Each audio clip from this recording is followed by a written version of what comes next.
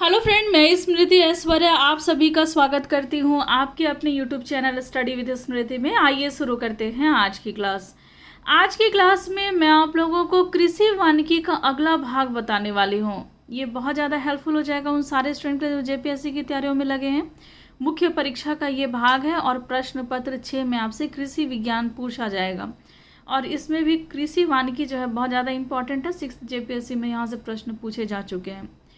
तो कृषि वानिकी का इसके पहले भी मैंने एक भाग कराया है जिससे मैंने आपको कृषि वानिकी के महत्व के बारे में बताया।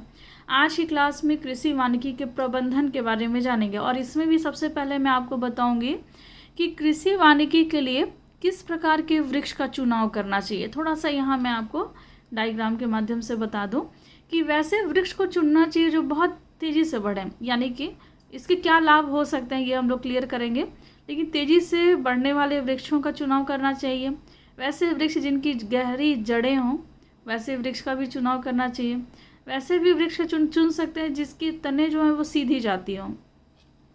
तो शीघ्रता से बढ़ने वाले वृक्ष के चुनाव करने का क्या लाभ होगा, तो ये देखिए, कृषि वानिकी के अंतर्गत ऐसे वृक्षों को उगाना चाहिए जो बहुत तेज़ी से बढ़ने वाले हों, बहुत तेज़ी से उसमें वृद्धि हो रही हो, जिसके कृषक अपने लाभ हेतु कम समय में ही उपज प्राप्त कर सकते हैं। यहाँ जिससे होगा, इससे क्या होगा कि जो किसान हैं वो कम समय में ही वो लाभ ले सकते हैं कृषि वानिकी का। ऐसा नहीं कि वृक्ष को बढ़ने में बहुत ज़्यादा टाइम लगे तो लाभ मिलने में उनको देर लगे। तो अगर तुरंत लाभ कमाना है तो फिर ऐसे ही वृक्ष का चुनाव करना चाहिए जो शीघ्रता से बढ़ने वाले हों। फिर नेक्स्ट जो है वो है सीधा तना, वैसे वृक्ष जिसके तने सीधे हों। तो कृषि वानिकी में रोपण हेतु सीधे तने और कम शाखाओं वाले विरल छत्र और शाख तराशी सहने वाले वृक्ष प्रजातियों को चयन में प्राथमिकता दी जानी चाहिए। तो वैसे वृक्षों को प्राथमिकता देनी चाहिए जिसकी तने जो हैं वो सीधी जाती हों और उनकी शाखाएं कम हों, बहुत ज़्यादा एरिया को वो नहीं वो घेरती हों। तो ऐसे ही वृक्षों का चयन करना चाहिए कृषि वानिकी में, तो इससे लाभ होगा ज़्यादा। गहरी जड़ें, तो कृषि वानिकी में लंबी गहरी जड़ों वाले वृक्षों को उगाना लाभदायक होता है। इससे क्या होगा कि ये जो जड़ें हैं वो भूमि के नीचे से पोषक पदार्थ ऊपर लाती हैं और कृषि फसलों को भी फायदा पहुंचाती हैं। तो जो वृक्ष होंगे जिनकी जड़ें गहरी होंगी तो वो वृक्ष की जड़ें क्या करेंगी, पोषक तत्वों को, मिट्टी का जो पोषक तत्व हैं उसको ऊपर लेकर के आएंगी। और जब वो ऊपर लेकर के आएंगे तो वृक्ष को तो लाभ होगा ही, साथ में उसके साथ साथ जो फसल बोए गए हैं उसको भी बहुत ज़्यादा लाभ होने वाला है इससे। तो वैसे वृक्ष का चुनाव करना चाहिए जिसकी जड़ें गहरी होती हैं। कृषि वानिकी पद्धति, अब हम लोग किस किस पद्धति से कृषि वानिकी कर सकते हैं वो हम लोग जानेंगे। इस पद्धति में बहुउद्देशीय वृक्ष जैसे कि शीशम, सागौन, नीम, देशी बबूल, यूकेलिप्टस के साथ साथ रिक्त स्थान में खरीफ में शंकरवार, शंकर बाजरा, अरहर, मूंग, उड़द, लोबिया और रबी में गेहूं, चना, सरसों, अलसी की खेती की जा सकती है। यानी कि वृक्षों के साथ साथ फसल को उगाए जा सकते हैं। वृक्ष में कैसे फसल, तो बहुउद्देशीय वृक्ष जिसमें शीशम, सागौन, नीम, देशी बबूल आते हों। और फसल में कौन सा, तो खरीफ में आते हैं ये शंकर बाजरा, अरहर, मूंग, उड़द, लोबिया और रबी में आ गए गेहूँ, चना, सरसों, अलसी की खेती साथ साथ की जा सकती है। इस पद्धति के अपनाने से क्या लाभ होगा, तो इमारती लकड़ी, जलाऊ लकड़ी, खाद्यान्न दालें और तिलहन की प्राप्ति होती है और पशुओं को चारा भी उपलब्ध होता है। तो पशुओं को चारा भी मिलेगा, ईंधन के लिए लकड़ियाँ भी मिलेंगी, इमारती लकड़ी भी मिलेगी, साथ में फसल भी, जो ज़रूरत के लिए फसल होंगे, जो जीवन जीने के लिए बहुत ज़्यादा ज़रूरी है सारे खाद्यान्न, तो वो भी मिलते रहेंगे। अब देखिए उद्यान चारा पद्धति, अलग अलग पद्धति है। अब उद्यान चारा पद्धति, इसमें क्या है, तो यह पद्धति उन स्थानों के लिए अत्यंत उपयोगी है जहाँ पर सिंचाई के साधन उपलब्ध नहीं हो और श्रमिकों की समस्या भी। इस पद्धति में भूमि में कठोर प्रवृत्ति के वृक्ष जैसे कि बेर, बेल, अमरूद, जामुन, शरीफा आदि उगा करके वृक्षों के बीच में घास लगा सकते हैं, जैसे कि अंजन, हाथी घास, मार्बल, इसके साथ साथ दलहनी चारे जैसे कि स्टाइलो क्लाइटोरिया आदि लगाते हैं। इस पद्धति से फल एवं घास की प्राप्ति होती है और साथ ही भूमि की उर्वरा शक्ति में भी वृद्धि होती है। इसके अतिरिक्त भूमि एवं जल संरक्षण भी होता है और भूमि में कार्बनिक पदार्थों की भी वृद्धि होती है। तो उद्यान चारा पद्धति क्या है? तो इसमें क्या है, वृक्ष लगाए जाएंगे, वैसे वृक्ष जो कठोर प्रवृत्ति के हों, जिसमें कि बेर आता है, बेल, अमरूद, जामुन, शरीफा, इन सभी के वृक्ष लगा सकते हैं। इसके साथ साथ घास लगाया जाएगा। घास में कौन सा है? तो अंजन घास, हाथी घास, मार्बल, इन सभी के साथ साथ जो दलहनी चारे हैं उसको भी लगाया जा सकता है, जैसे कि स्टाइलो क्लाइटोरिया, ये सभी लगाए जाते हैं। किसमें? तो उद्यान चारा पद्धति में। इससे क्या होगा? तो पशुओं को चारा भी मिलेगा और भूमि की जो उर्वरा शक्ति है ना वो बनी रहेगी, क्योंकि दलहनी चारे लग रहे हैं। और साथ में ये जो भूमि का जल संरक्षण जो है वो भी हुआ रहता है, बना रहता है, बरकरार रहता है और कार्बनिक पदार्थों की भी वृद्धि होती है। तो इस तरीके से मैंने यहाँ थोड़ा फिगर के माध्यम से बताया कि घास चारा भी लगेगा, दलहनी चारा भी लगेगा और कठोर प्रवृत्ति के वृक्ष लगाए जाएंगे। किसमें? तो उद्यान चारा पद्धति में। अब आगे बढ़ते हम लोग जानते हैं वन चारागाह पद्धति।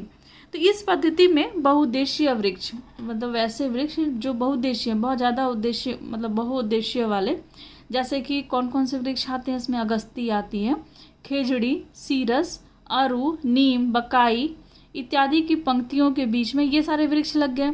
अब इन सारे पंक्तियों के बीच में घास लगाए जाते हैं, जैसे कि अंजन घास, मार्बल और दलहनी चारा फसलें जैसे कि स्टाइलो क्लाइटोरिया को भी उगाते हैं। इस पद्धति में पथरीली बंजर भूमि और अनुपयोगी भूमि में ईंधन चारा, इमारती लकड़ी भी प्राप्त होती है और इससे अन्य लाभ भी हैं। क्या क्या है? तो भूमि की उर्वरा शक्ति में वृद्धि होती है, भूमि और जल का भी संरक्षण होता है, बंजर भूमि में सुधार भी होता है और गर्मियों में पशुओं को हरा चारा भी उपलब्ध हो जाता है, जिससे कि दुग्ध उत्पादन में भी वृद्धि होती है। अगर पशुओं को सही तरीके से सही समय पर उनको चारा मिलते रहेगा तो दुग्ध उत्पादन भी बढ़ेगा। बंजर भूमि में भी सुधार के लिए ये जो पद्धति है, कौन सी? तो ये है वन चारागाह पद्धति, ये काफ़ी कारगर होती है। अब कृषि वन चारागाह, अब ये हम लोग जाने इसमें क्या है। तो बहुउद्देशीय वृक्ष लगाए जाएंगे, साथ में खरीफ फसल भी लगाना है और फिर चारा प्राप्त करने वाली झाड़ियाँ भी लगानी है, ताकि पशुओं को भी उनको उससे लाभ मिले, जो किसान हैं उनको भी लाभ मिले। तो कृषि वन चारागाह यह पद्धति भी बंजर भूमि के लिए उपयुक्त है। इनमें बहुउद्देशीय वृक्ष लगाए जाते हैं।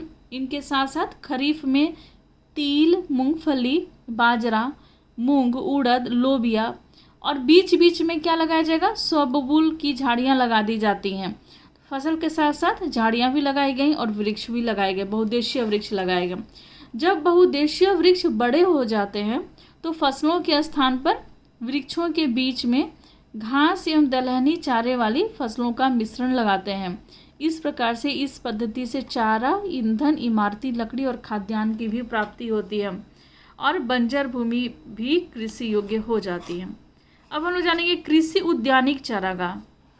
इसमें क्या है? तो इसमें फलदार वृक्ष लगाए जाएंगे, साथ में चारा और फिर साथ में दलहनी फसलें। तो कृषि उद्यानिक चारागाह, इस पद्धति में आंवला, अमरूद, शरीफा, बेल, बेर के साथ साथ घास और दलहनी फसलें जैसे कि मूंगफली, मूंग, उड़द, लोबिया, ग्वार इत्यादि को उगाया जाता है और इस पद्धति से फल, चारा, दाल इत्यादि की प्राप्ति होती है। फल भी मिल जाएगा, चारा भी मिलेगा और दाल भी मिलेगी। साथ ही भूमि की भी उर्वरा शक्ति, दलहन फसल को लगाने से भूमि की उर्वरा शक्ति जो है वो बनी रहती है, तो साथ ही भूमि की भी उर्वरा शक्ति जो है वो बढ़ती है। अब क्या है? अब नेक्स्ट है कि कृषि वन उद्यानिक पद्धति। इसमें क्या है? तो इस पद्धति में विभिन्न प्रकार के बहुउद्देशीय वृक्ष उगाते हैं।